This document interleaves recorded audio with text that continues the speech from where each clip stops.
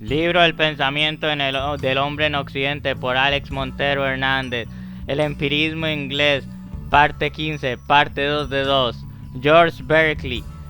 Nacido en Irlanda, Berkeley 1685-1753, llegará a ser obispo anglicano. Estuvo en América, en Rhode Island, durante 3 años, en el proyecto fallido de dedicarse a evangelizar.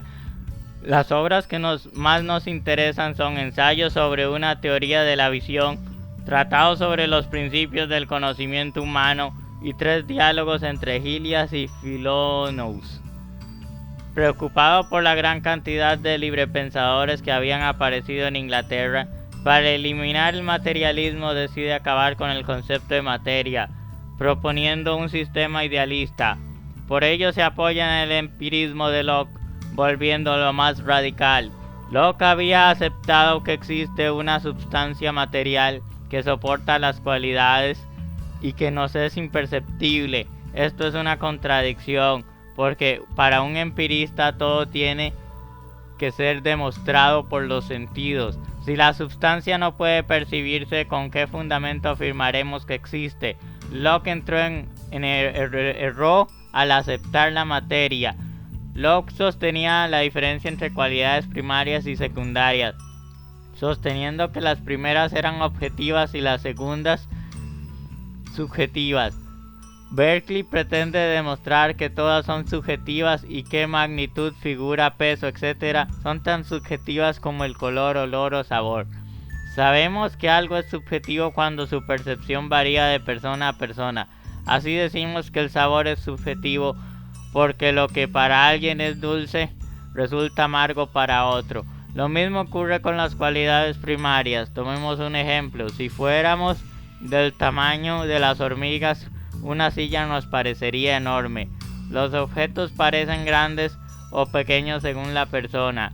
Es más, nosotros mismos vemos pequeño algo de lo lejos y cerca nos parece grande. Berkeley se extiende en darnos ejemplos de la subjetividad de las cualidades primarias. El filósofo concluye que todas las cualidades son subjetivas y no hay algunas que sean puramente objetivas, pertenecientes a un mundo material. Esto también lo intenta demostrar por segunda vía. Preguntémosle qué es un objeto. Es algo visible, tangible, audible, olfatible o gustable. Quitémosle a una cosa el que se vea, se toque, se oiga, se huela y se guste. Entonces veremos que no nos queda nada. Pero lo visible solo es visible para alguien que lo vea. Lo audible es solo audible para alguien que lo oiga, etc. Las cualidades que componen un objeto son percepciones subjetivas. Por tanto, la única realidad de las cosas es ser percibidas. Esse et percipi, ser es percibido. Las cosas son simples conjuntos de sensaciones o ideas y solo existen en tanto que alguien las piense. No hay un mundo exterior, solo existen las ideas, indica Berkeley. Los espíritus que las perciben. Por eso añade, esse et percipi et percipiens, ser es percibido y percipiente. La diferencia entre ideas y espíritus es fácil de describir, pues los espíritus son sustancias activas e individuales, indivisibles, mientras que las ideas son inertes, pasajeras e dependientes, no subsistiendo por sí mismas, sino que los espíritus son los que las soportan. El alma es espíritu indivisible, incorruptible, incorpóreo, inextensa, inmortal.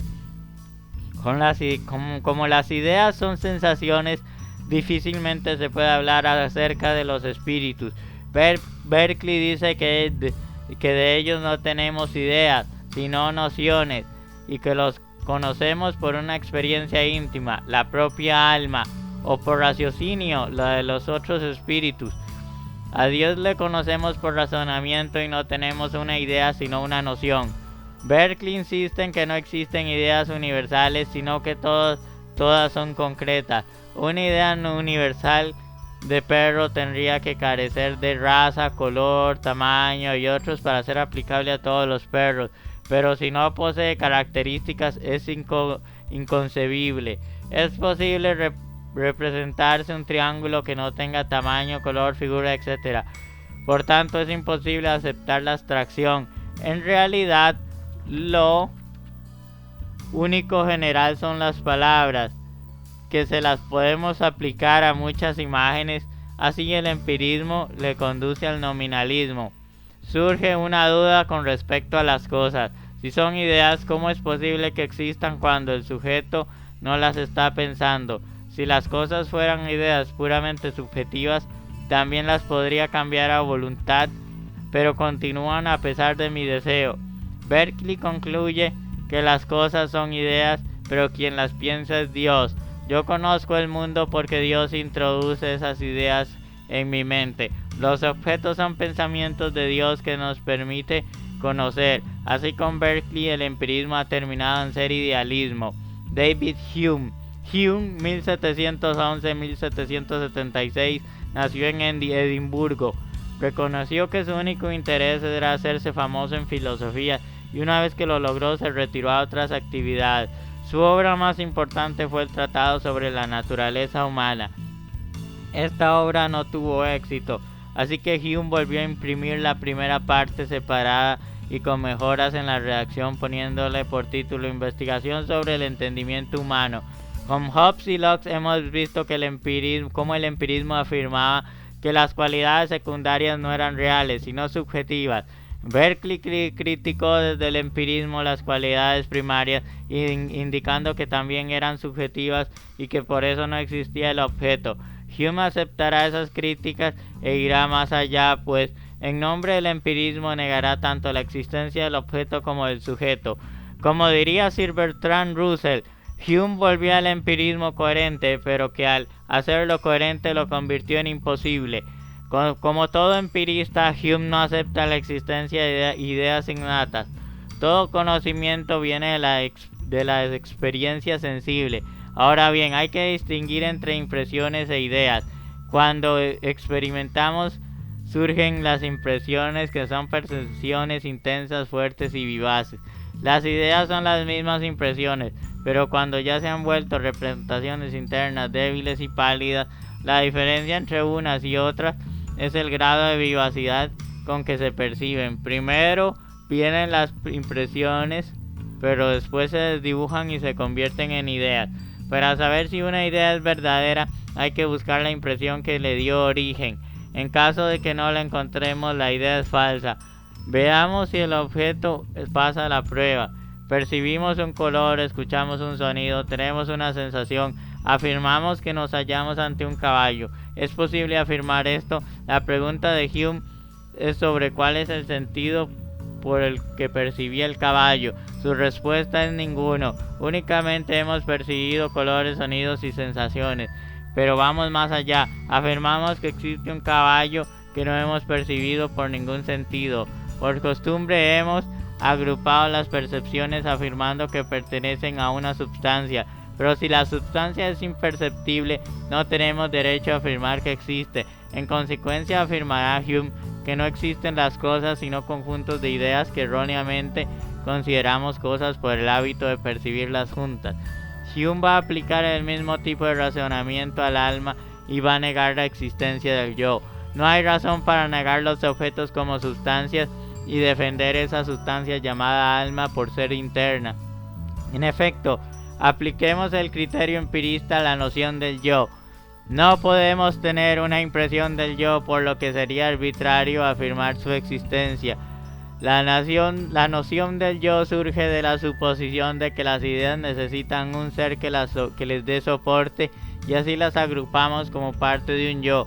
Eso es falso. El único dato psíquico que tenemos es un flujo de conciencia, un haz de percepciones que se suceden incesantemente, pero nunca hemos tenido una sensación del yo. Postular la existencia del yo es arbitrario. Ahora examinemos la causalidad. Vemos una bola de billar que se aproxima a otra y en el preciso momento en que se coloca al lado, la otra empieza a rodar. Entonces decimos que fue una causa el movimiento de la otra. ¿Vimos realmente que fuera causa? ¿Percibimos algo que se transmitiera de la una a la otra? De ninguna manera. Lo que vimos es una bola llegar a otra y empezar el movimiento. Nunca observamos la causalidad. Por el hábito de ver que tras ciertas sensaciones usualmente se siguen otras, nos llevó erróneamente a conducir que unas fueron causas de las otras. Como la causalidad es imperceptible, no tenemos derecho a postularla. Hume continúa aplicando su escepticismo demoledor a las leyes naturales. ¿Qué prueba que tenemos de que mañana saldrá el sol? ¿Qué prueba tenemos de que mañana saldrá el sol? Ninguna. Únicamente pensamos que si siempre ha ocurrido así en el pasado, deberá suceder lo mismo mañana.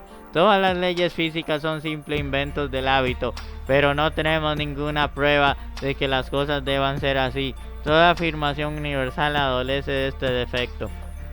El escepticismo de Hume solo respeta las matemáticas, porque son intuitivas y no requieren de la existencia de los objetos. De la física acepta lo que no se rebase la experiencia y por lo que se opone a que esa ciencia busque causas. Todo lo demás, como Dios y el alma, no es científico porque su ser es imperceptible. Concluye su investigación sobre el entendimiento humano, afirmando: cuando nosotros recorremos una biblioteca persuadidos de este principio, ¿qué criba debemos hacer? Si tomamos en las manos un volumen de teología o de metafísica escolástica, por ejemplo, nos preguntaremos: ¿contiene algún razonamiento abstracto acerca de las cantidades o números? No. ¿Contiene algún razonamiento experimental en torno a cuestiones de hecho y de existencia? No. Pues entonces arrojadlo al fuego, porque no contiene más que sofismas e ilusiones. Como se ve, la realidad ha sido reducida a experiencia, entendida como un conjunto de sensaciones. Hay una ley que regula ese conjunto de sensaciones presente en todos sus argumentos, y es la asociación de ideas como principio organizador del psiquismo. Al igual que la ley de la gravitación universal en física, afirmamos que los cuerpos se atraen. Las ideas experimentan una tendencia a unirse bajo la ley fundamental